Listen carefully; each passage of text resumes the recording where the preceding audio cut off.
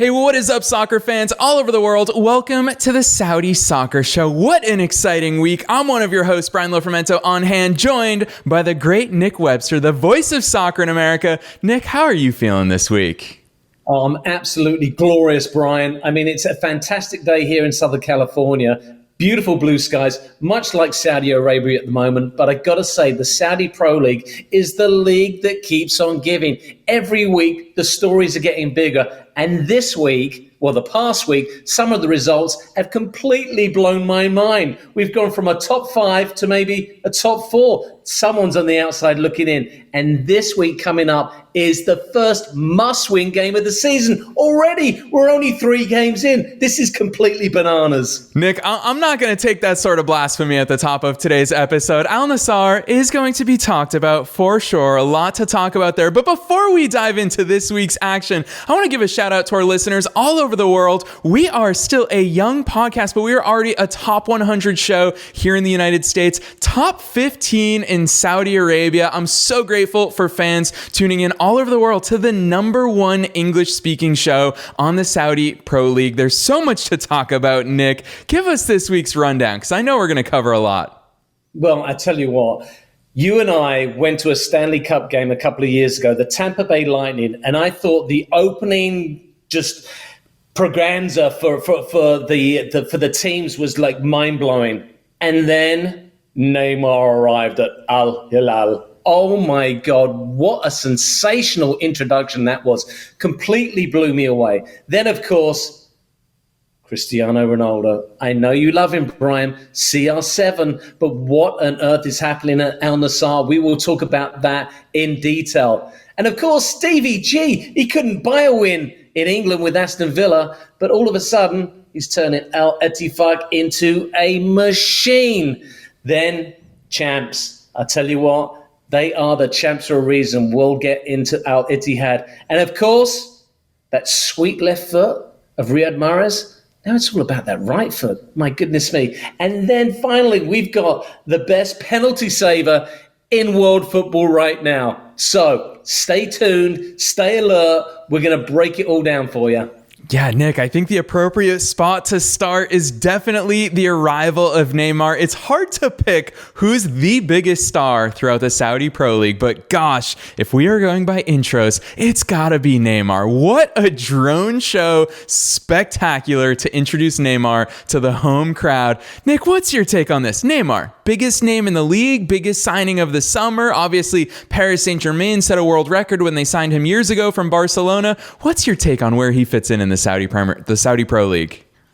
90 million euros. So unfortunately for PSG, they lost a lot of money on Neymar. Maybe, we'll have to see how the old shirt sales tab out at the end of the time. But this is a really interesting one because Neymar, let's be honest here.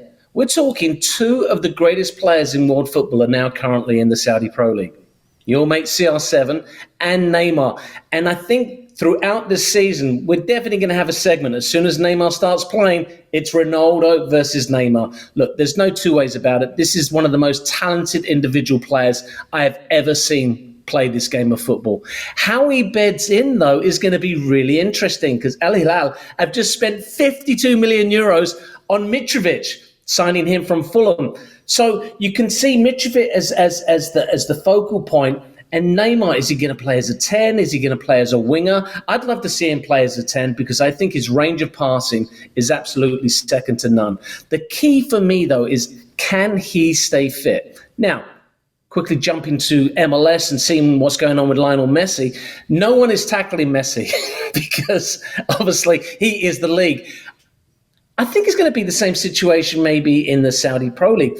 Maybe Neymar's going to get a little protective bubble around him, making sure that he stays fit because he has missed a lot of games over the last couple of years with PSG. But still, as you mentioned, the introduction to Neymar was simply breathtaking. And what they can do with drones these days is wild. And if you get a chance, people at home, go onto YouTube, type in Neymar introduction, Al Hilal, and you are going to be completely blown away because this was something very, very special and worthy of one of the world's greatest players. Yeah, Nick, you talk about can Neymar stay fit? My bigger question mark here is, can Neymar stay motivated? We heard about the context of the deal that he signed with Al Hilal, a private jet on demand, ready for it. You mentioned at PSG he wasn't always the fittest, but I think the motivation question is even bigger. A few internet sleuths on Reddit and on Twitter have discovered that every year when it's Neymar's sister's birthday, he just so happens to find himself injured and back on the beaches of Rio de Janeiro. So there's a lot to consider there,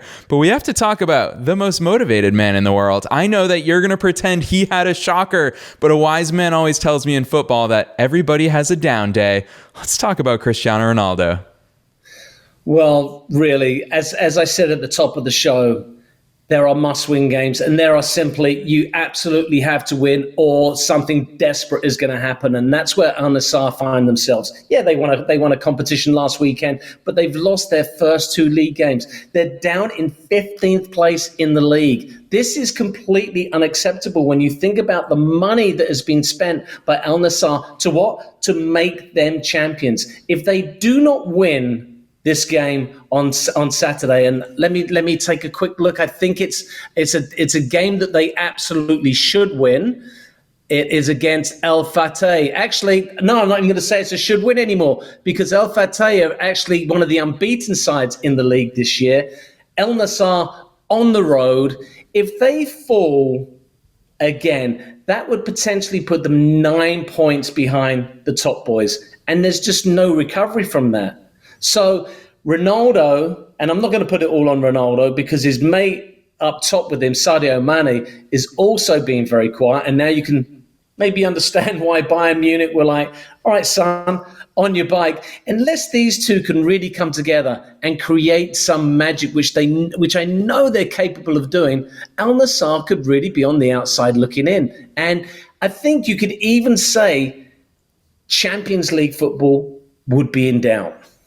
Yeah, I want to throw this in there, though, Nick, because obviously a lot of fans are new to the Saudi Pro League this season, and you and I were texting during this weekend's action, and one of the things that you said multiple times while we were texting, while both of us were watching matches, was this league is a way more competitive than anyone understands. And so that's why, for me on the outside looking in, obviously Al Nassr are my title favorites. My favorite player of all time is their star player in Cristiano Ronaldo. What I see is a long season ahead. This is not Ronaldo's first rodeo. Same can be said for many of their biggest stars. There's a long season ahead, a lot of football to be played. Points will be dropped across the board, and it's something that we saw around the league this weekend. Al Hilal, for example, they also drew while they were at home. So a lot of different results to look at. I know you're going to be keen to talk about the Englishman who seems to be finding results everywhere he looks. Let's talk about Steven Gerrard's Al Ettifaq.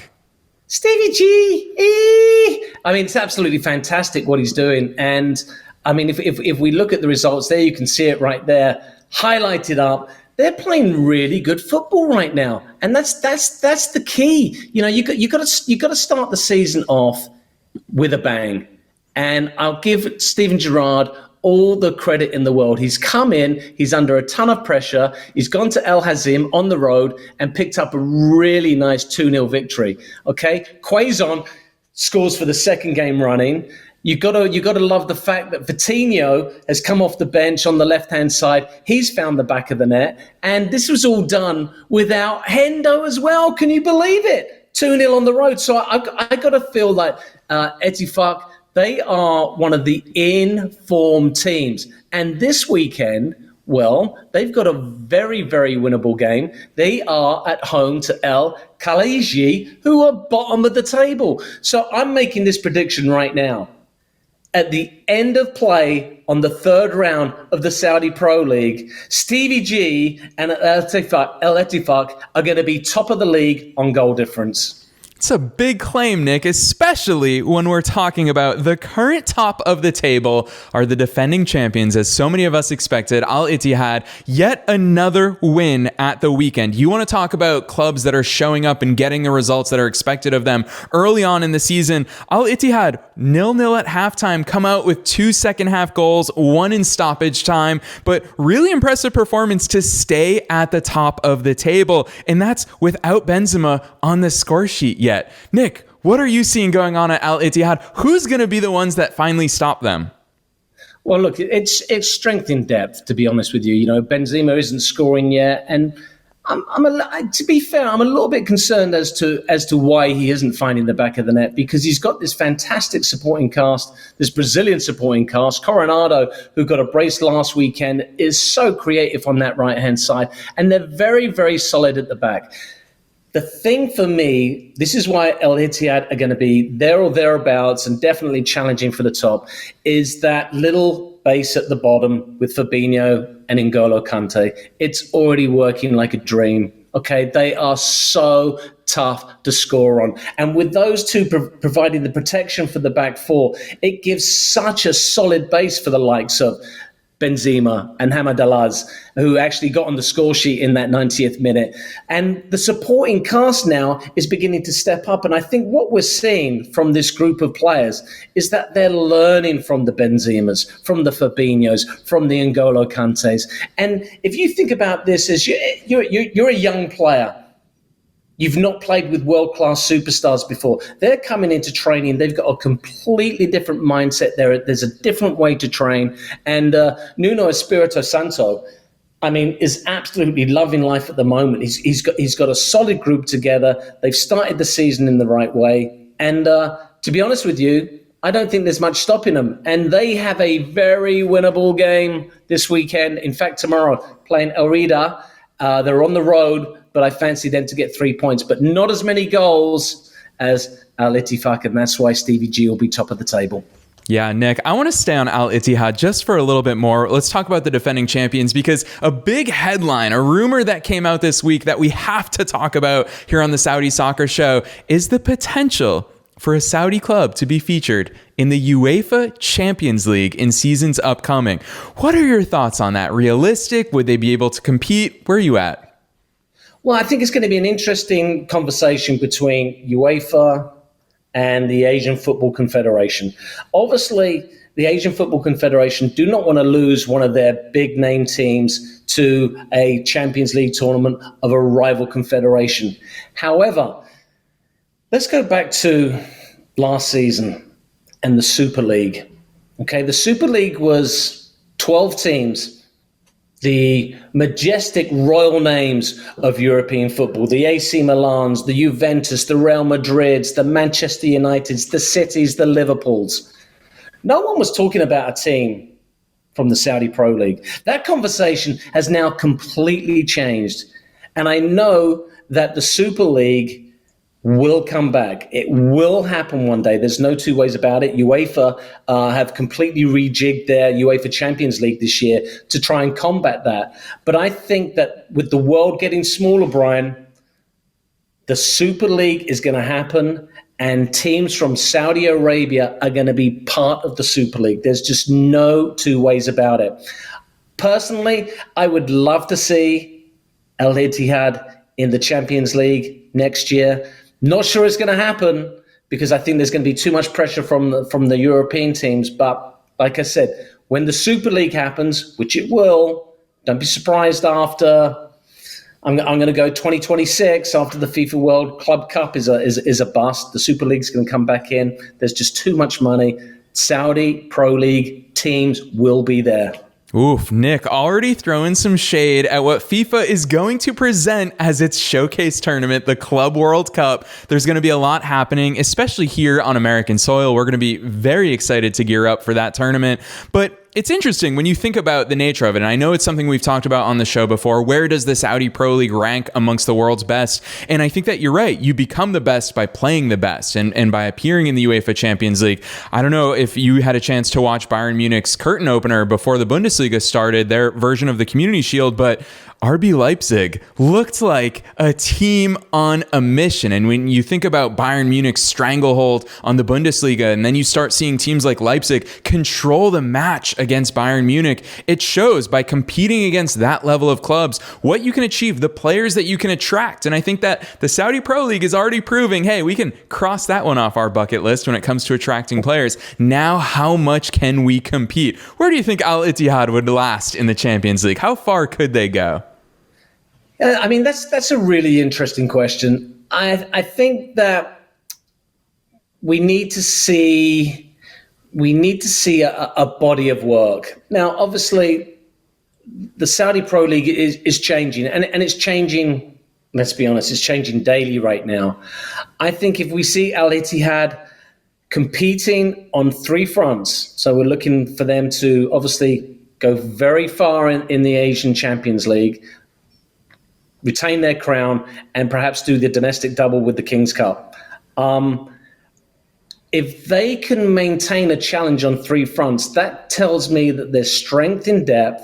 And if there's strength in depth, then they can compete against the top European teams. I think what we see in the Champions League, teams that do not have the financial resources, they can pull off a surprise result now and again in the group stages. But when it gets to that business stage of the competition, which is the knockouts, the teams that have the strength and depth, the two players for every position, they're the teams that move on and eventually become the champions.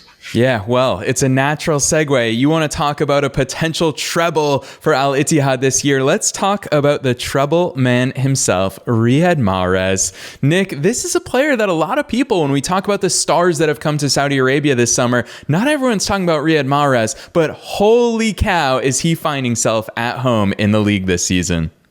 Well, I've always been a big fan of Riyad Mahrez. I think he's probably got one of the most cultured left foots in all of football, on par with Lionel Messi, perhaps. I mean, he just can make the ball talk. But his goal this past weekend, on the right foot, and please, once again, go to YouTube, look at Mahrez for Al Hilali, and the strike was just simply breathtaking. And the football, the build-up. Matthias Giselle, the German coach, he has got this team clicking already. And we mentioned, in our preview show, that front three. Saint-Maximin, Firmino, who wasn't even fit for this game, and Mahrez, okay? Between those three, they are simply, if they're clicking, unstoppable. Firmino starts his campaign with a hat-trick. Mahrez, beautiful goal, beautiful assist. This is a team that I think is going to be pushing all the way. And especially once Mendy, who, didn't have the greatest year with Chelsea last year, I think that if he can find that confidence, that mindset where he's just not going to be beaten, where he says to his teammates, he says to the Saudi Pro League, he says to the Asian Football Confederation, I am the best goalkeeper in the world. And when he has that mindset, he is one of the best goalkeepers in the world. Yeah, Nick, I'm going to bring this up because I feel like we talk about, obviously, the defending champions. We talk about Ronaldo's club, Al Nassr. We talk about a lot of clubs, but you're right. Al Ahly is one of the most exciting projects. You talk about that front three. You talk about who's in goal. We haven't even talked about Frank Kessie is at the heart of their midfield. This is someone who I watched the match over the weekend. He hasn't even found his top gear just yet in the center of that midfield. So you're talking about talent from across different continents who are all teaming up at a really impressive clip. Nick, let's take a look at the league table because already we're seeing that it's top heavy. The big clubs continue to win. I did stretch the league table so that Al Nassr is on our graphic, but Nick, what are you seeing already?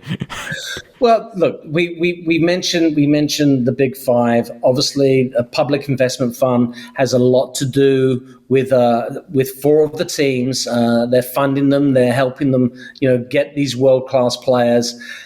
The cream is always going to rise to the top. I think what we're seeing right now, this weekend is going to be key. Now, can Al Hilal, they can't afford to be dropping points. I think what we're seeing, Brian, is that you cannot afford to drop points. And it's almost like, it feels like a mirror image of the Premier League, where every time you do drop points, it's like, oh my goodness me, now we're 2 points behind. Now we're 4 points behind. In Al Nassr's case, now we're 6 points behind. And the question is, where are you going to make those points up? And the only place you're going to make those points up is by beating the top teams. Can Al Nassr beat Al Ittihad right now? On current form, you'd say no chance. And when they do meet, that becomes a 6-pointer. Every game becomes a 6-pointer. And I really feel like Al Nassr, they absolutely have to get 3 points this weekend, and it's not guaranteed. But for the Al Ittihad, the Al Ahly, the Attifaq, they have to keep winning. You cannot afford to drop points at this early stage of the season because it will come back to bite you. And look, this round is super important, as is the round after. And then your favorite, not my favorite, the international break. Oh, and I'm going to tell you this, Brian. I think if Al Nassr do not get the victory this weekend, there's going to be a coach that may be unemployed. Ooh, the managerial sack race. It's an English favorite, and Nick, you're bringing it to the Saudi Pro League. Luis Castro he's under pressure. Yes, they did win that tournament last weekend, but it's the league. That's the bread and butter. And if Castro can't find a way to get Mane and Ronaldo clicking, he's gone. Yeah. Nick, it's a big, bold claim. I was wondering where that claim is going to come from. I knew Al Nassr would be on the block this week for you. It's why I put it right on our agenda. Ronaldo shocker in quotes, because, yeah, at least you said it's not just his fault. There's a lot of blame to go around, but I still have faith. They will figure it out. Everything comes with time. And that's the unique thing for me about the Saudi Pro League already after match day 2 is you look at any club, pick any club around the league, it's only going to get better as players come up to full match fitness, as players come back from injury. New signings are still coming in. The transfer window is not closed. Nick, there's going to be a lot more, but I know we've got one more agenda item for this week. Goalies don't always get the praise that they should. Take us there, Nick. Abdul Quddus Ataya, what a game he had for Al Wahda. 2 penalty saves in one game. And I got to say, the second save was even better than the first save. Now, it's very rare, like you say, that goalkeepers, they get the shout out because their job is really unsung hero. But I want to give a shout out to Ataya this weekend. He's just a young boy. This is his first club. Can you believe that? He's been at Al Wahda since 2018. He's made the number 1 position his own. And one of the reasons why Al Wahda is finding themselves in mid-table, nice and simple, saving 2 penalties in one game. I'm looking forward to the day, Brian, where the Saudi Pro League has its own fantasy league, because I am a bit of a, fantasy league, Premier League junkie. The Saudi Pro League has their own fantasy league, and I tell you what, Ataya is going to be my goalkeeper because he's quite simply sensational from 12 yards. Yeah, Nick, I love this shout out. So many storylines from this week's action. I want to, as we come towards the end of today's episode, I want to talk about every football fan's favorite, the transfer window. Nick, who's got to be making what moves? There's a lot of rumors going around the Saudi Pro League, a lot of big names still being linked to a big move. Where are you looking for moves to happen? Well, the interesting thing, and there's many in the Premier League that are very, very unhappy about this, but the Saudi transfer window is actually open 2 weeks longer than the Premier League. So there's going to be a lot of pressure. I'm looking at Manchester City, and I love him, Bernardo Silva. He is a player. He's dreamy. He's fantastic. But there are many, many rumors that Silva could be on his way to Saudi Pro League, along with Laporte, who's a fantastic centre-back, but has seemingly fallen out of favour with Pep Guardiola. I think there's still going to be 2 or 3 big moves. Don't be surprised. I'm going to say this out loud. Don't be surprised if the Mbappe rumours start cooking up again. I know everyone said no, he's not going to go anywhere, but there is just too much money on the table right now. And as we know, Mbappe is out of contract with PSG at the end of next year. I just don't see this being a smart business decision by PSG to say, you know what, we're going to keep him. So don't be surprised. Monday, Tuesday of next week, especially after the results this weekend, and if some results don't go the way of Al Nassr, don't be surprised if there's another bid for Mbappe on the table. Yeah, I'm going to throw one more striker, a French striker as well, into the mix because rumors are quickly gaining pace about Manchester United's Anthony Martial potentially making the move. He's a bit out of favor in Erik ten Hag's squad, not because he doesn't have the talent, but because he struggles to stay fit, and a change of scenery would probably do him well. I know his personal life has had a little bit of baggage over the years. People who follow him on Instagram are no strangers to that. So a lot of big moves still on the way. And like you said, I think that clubs will be scrambling in Europe, knowing that the Saudi transfer window is a little longer than the European window. We've already seen clubs like Manchester United have said no to Rafael Varane potentially moving over to the Saudi League. United themselves are struggling to get defensive depth with Harry Maguire staying at the club. So a lot to look for. Nick, this was an action-packed episode. What do you want to leave us with? What should we be looking for this week and into this weekend's action? Well, listen, as we start building the show, I want to hear from you guys out there. I want to hear from people on the ground in Saudi Arabia. I want to hear what you've got to say about your teams and give us a little flavor about what's happening there on the ground, because we see the highlights. You know, Brian and I, we can't wait to get out to Saudi Arabia ourselves and taste what this environment's going to be like. But we want to hear from you. And I just think that this weekend, and I know I said it at the top of the show, but it's must-win games already. And that completely blows my mind that we're in such a competitive league that all of a sudden for the top 5, it's must-win. And for Al Nassr, it is absolutely win or bust, because they will not win the league if they lose this weekend. Nick, very well said. Love the shout out in the invitation to supporters all throughout Saudi Arabia, as well as all over the world. It's a great plug. Check out our show's website at SaudiSoccerShow.com. That's SaudiSoccerShow.com. In the lower right, you're going to see a button with a microphone icon. You can actually just click that button, whether it's from your computer or even your phone. Record us a quick voice memo, and you'll have your voice heard here on the Saudi Soccer Show. So, Nick, I'm excited. We're going to have some more featured episodes coming up, featured interviews. We're always making big moves, just like the Saudi Pro League is. So thank you, Nick, for all of your insights in this week's episode. And listeners, make sure you pound that subscribe button wherever it is that you tune into podcasts. And we'll see you, as always, every week here on the Saudi Soccer Show.